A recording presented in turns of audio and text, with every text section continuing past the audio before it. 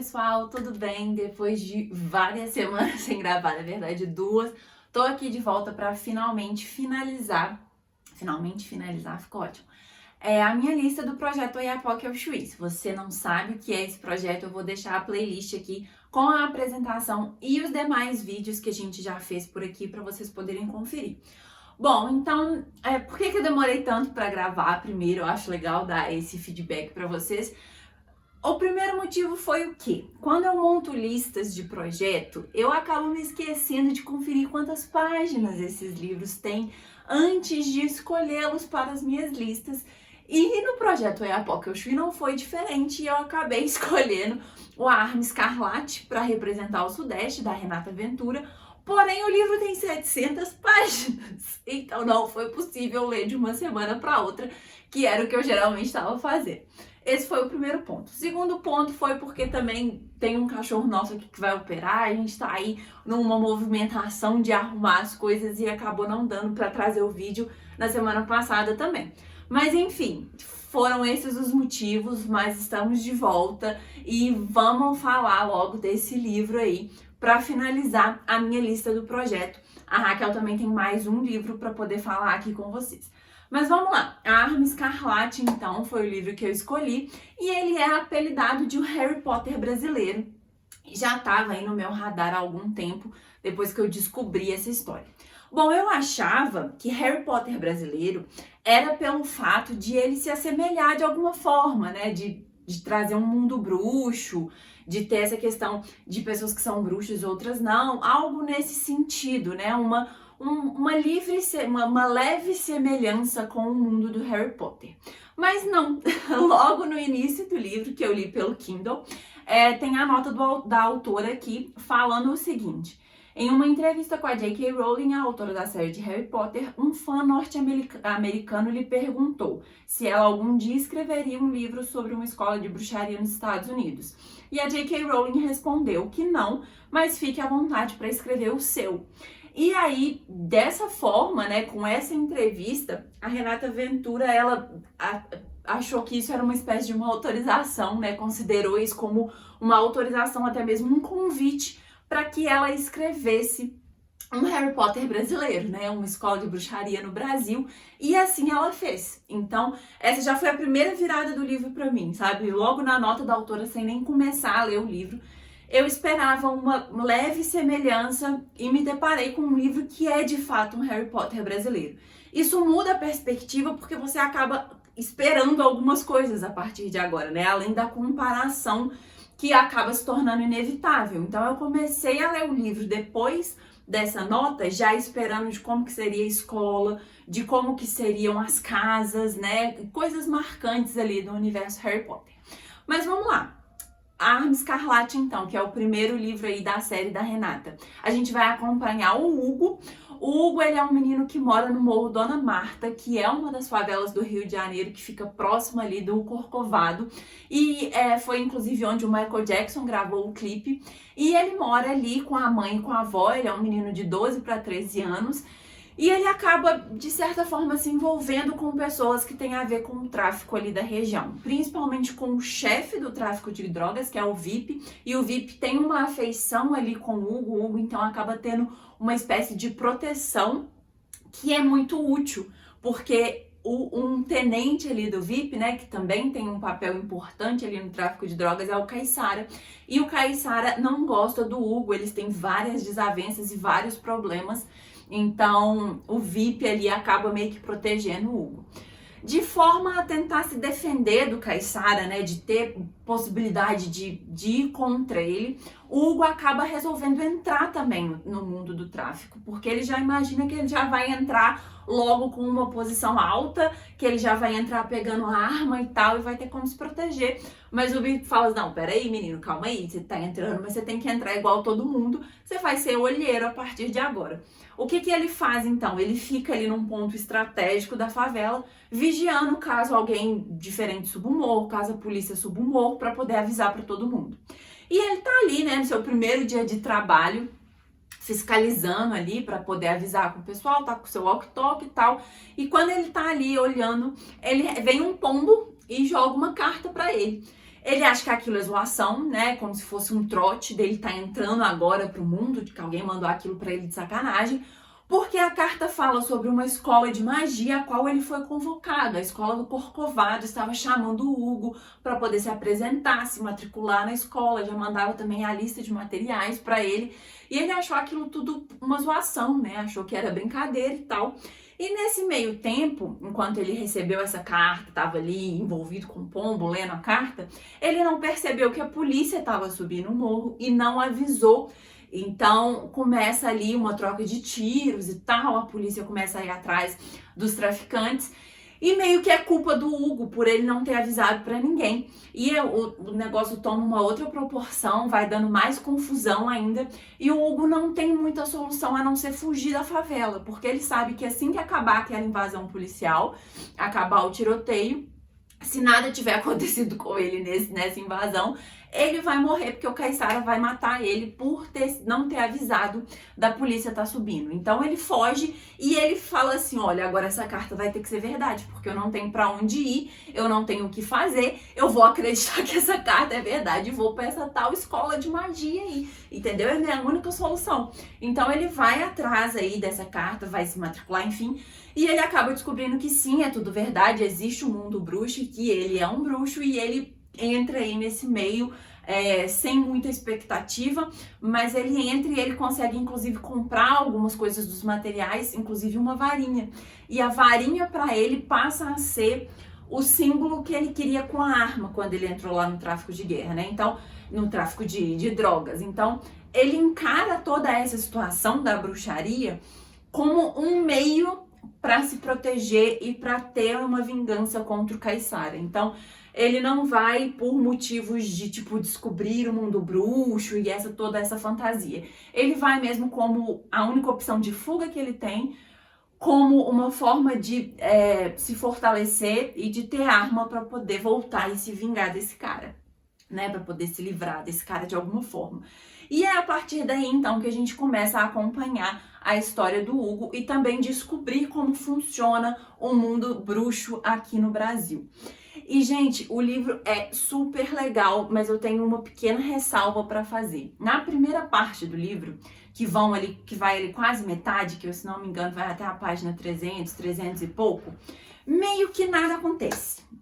Sim, acontece, claro, que ela vai apresentando pra gente o universo e tal, mas você fica meio, tá, e aí? Beleza, tem bruxo no Brasil e tal, mas e aí? O que vai acontecer a partir de agora? E aí, sabe? Não tem muita história, na verdade, não tem muito o que vai rolar. Você não sabe muito bem o que vai rolar. E pra mim, de certa forma, ficou meio que uma barriga ali, sabe? Ela tá apresentando, apresenta muito bem, descreve muito bem todas as coisas, mas eu ainda senti falta de uma motivação nessa primeira parte. Isso se resolve da segunda parte em diante, que aí vem realmente o clímax da história, e é muito interessante porque na Arma Escarlate, né, na história da Renata, a gente não tem ali uma separação do mundo bruxo para o mundo não bruxo, no caso do brasileiro aqui, mundo mequetrefe.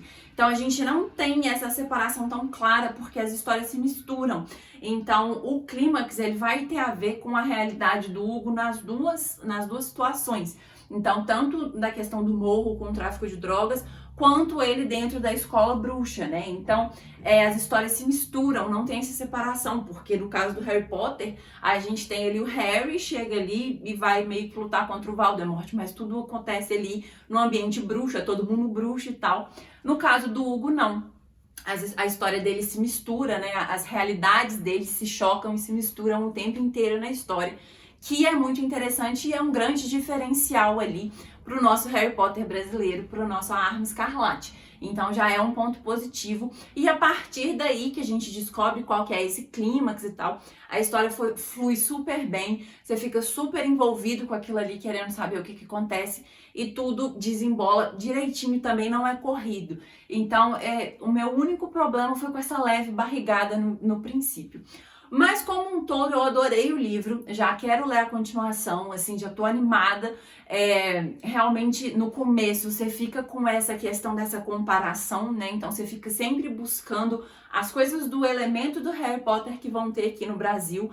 Mas depois que você tá ali nessa primeira parte, você se ambientou, que eu acho que é por isso que ela faz uma primeira parte mais extensa, assim, na minha opinião, que é pra você se ambientar totalmente, parar de comparar, né, de buscar as coisas que tem no do Harry Potter e buscar aqui no brasileiro, você se ambienta com tudo, sabe como tudo acontece, e aí dali pra frente você já tá totalmente imerso na história e só quer saber o que vai acontecer aí com os nossos personagens.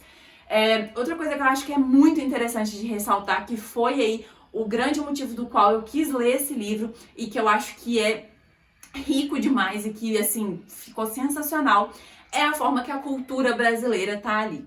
E a gente tem isso nos próprios feitiços, nas próprias aulas, nos próprios ensinamentos e nas criaturas. Então a gente tem feitiços em Yorubá, a gente tem feitiços em Tupi, a gente tem, por exemplo, a varinha do Hugo, que é com cabelo de curupira, a gente tem a história da mula sem cabeça ali dentro. Então isso tudo é muito legal. E além disso, ela também faz uma espécie de crítica social ali a como que funcionam as coisas aqui no nosso país, né? Então a gente tem uma escola de bruxo ali que se perde um pouco na burocracia, a gente tem a questão de poder e de favores que as pessoas conseguem por ser de família rica, de família poderosa, como que as coisas funcionam, até mesmo a própria escola, que os professores não são muito bem preparados, não recebem bem, então algumas coisas atrasam. As malas dos alunos às vezes são extraviadas quando eles estão indo. Então isso tudo é um reflexo da nossa sociedade e que ela incorporou na história muito bem. Então a gente não tem aquele mundo mágico do Harry Potter que tudo dá certo. A gente tem uma realidade bem brasileira. E além disso, a gente tem também várias escolas aqui no Brasil. Apesar do foco deste primeiro livro ser aí na escola do Rio de Janeiro, ela bem explica pra gente que a gente tem aí 5 escolas no Brasil, porque nosso país é um país continental e não teria como uma única escola abranger todos os bruxos brasileiros. Então, tem várias escolas e programas de intercâmbio, então é super legal nesse sentido, sabe? Foi extremamente bem adaptado aqui para a nossa realidade. E isso, para mim, ela fez um trabalho muito bom. E ela fez uma pesquisa bem grande, assim, você consegue perceber, para trazer realmente palavras, expressões, feitiços e folclore ali, tudo brasileiro e de diferentes culturas dentro do nosso país, né? Igual eu falei, a gente tem o Tupi, mas a gente tem também o Yorubá, a gente tem aí essas divindades no meio da história. E assim, gente, pra mim, nesse caso, ficou muito legal. E pra finalizar ainda sobre essa questão da brasilidade, a gente tem também uma crítica a essa síndrome de colonização que a gente ainda tem muito quanto aos países de fora, e nesse caso aqui não diferente. Então a gente tem ali as pessoas tentando seguir padrões europeus dentro da escola, sabe? Então a gente tem os alunos usando aqueles mantos, aquelas coisas super pesadas ali, igual é lá no Harry Potter, né? Cachecol e tal. Só que, cara, vocês estão no Rio de Janeiro, faz 40 graus, pra que vocês estão usando essas roupas, sabe? Então tem muito disso também, que a preocupação ali, principalmente do conselho e de pessoas mais ricas e mais poderosas, é de realmente se mostrar para as escolas de fora, nesse caso, se mostrar realmente para inglês ver que é tipo, nossa, olha, a gente também é assim, a gente também tem esse requinte, o que não faz sentido nenhum dentro da nossa realidade brasileira, e que um dos personagens aqui critica muito bem dessa coisa que a gente tem, né, de se mostrar, sendo que, e não se preocupar com as coisas que são importantes de fato, que é o ensino, né, os professores, e cuidar disso aí mais de perto. Bom, a história, ela se passa em 1997, inclusive, eu acho legal ressaltar isso aqui, porque querendo ou não, a gente faz sempre essa comparação aí com Harry Potter. O livro foi lançado, se eu não me engano, em 2012. Eu acho que foi por aí. Foi aí já nos anos 2000, mas a autora escolhe escrever na década de 90, ali em 97, muito pela realidade até do Dona Marta, que depois ele passou por aqui, um dos processos lá de pacificação do Rio de Janeiro, não sei se vocês lembram, da instalação das UPAs nas favelas. Um dos morros que isso aconteceu foi o Dona Marta. E no caso da história, era uma história ainda que o morro era dominado pelo tráfico de drogas, então faz sentido você voltar um pouco aí, mas também para ser ambientada na mesma época ali do Harry Potter, 1997, é ali no 6º livro, é quando Dumbledore morre, e isso é relevante porque a autora cita, de certa forma, algumas coisas, sabe, da Inglaterra ali. Então, ela cita quando Dumbledore morre de uma forma muito sutil ali na história, ela cita também que tá rolando lá um bruxo do mal, e, né, fazendo coisas e tal. Então tem essas pequenas inserções ali do mundo do Harry Potter, realmente como a gente conhece, dentro da história e do fluxo da história ali do Hugo Escarlate, no Arma Escarlate. Então é legal de ressaltar isso também. Bom, gente, esse vídeo eu acho que ficou um pouco mais extenso, porque, né, tinha muitas coisas para falar, um livro de 700 páginas acaba rendendo mais, mas eu tentei trazer para vocês de forma a não dar spoilers. Então, essas coisas que a gente busca, né, de tipo, se tem a separação realmente das casas, como que é a escola, como que é o beco diagonal aqui do Brasil, todas essas curiosidades aí que a gente fica, né, esperando para ver como que vai adaptar. Eu não contei porque eu acho que legal é você ler e ir descobrindo. É muito interessante como que ela consegue trazer a cidade do Rio de Janeiro aí para essa imersão do universo bruxo brasileiro. E eu tô na expectativa aí já para ler os próximos, vou já colocar aí na minha lista para poder comprar, poder já ler, que já tem os outros 2 livros lançados, isso é ótimo, mas são calhamacinhos, eu imagino que sigam aí na mesma linha dos 700 páginas do primeiro, e vamos ver no que vai dar, né? Eu espero que vocês tenham gostado desse vídeo. E como eu disse pra vocês, esse é o vídeo final meu aqui do projeto Oiapoque ao Chuí. Então já trouxe aqui 5 dicas, uma de cada região do nosso país de autor pra vocês. Além disso, se você não acompanha lá no nosso Instagram, a gente também lançou listas de todas as regiões com autores, com indicações de autores, alguns que a gente já falou por aqui, outros não. E para compensar aí esse ato gigante que a gente fez, que ficou um tempão sem vídeo e tal, a gente vai lançar duas listas de indicação de autores do Sudeste. Então a gente vai indicar autores contemporâneos e autores clássicos, porque acaba sendo uma região aí que a gente tem mais acesso e conhece mais nomes. Então a gente vai lançar 2 listas para vocês também ampliarem o repertório de autores nacionais aí nas leituras de vocês. E é isso, gente. Aqui então finalizo o projeto. Foi muito legal. Eu tive só leituras boas, assim. Eu não trouxe aqui pra vocês nenhum que eu não tenha gostado. Ainda bem, eu tô muito feliz com as minhas leituras no ano como um todo. Tá sendo muito proveitoso. Eu tô tendo leituras muito boas. E ainda bem, né? Bom que a gente aí não tem nenhum problema, nenhuma ressaca, enfim.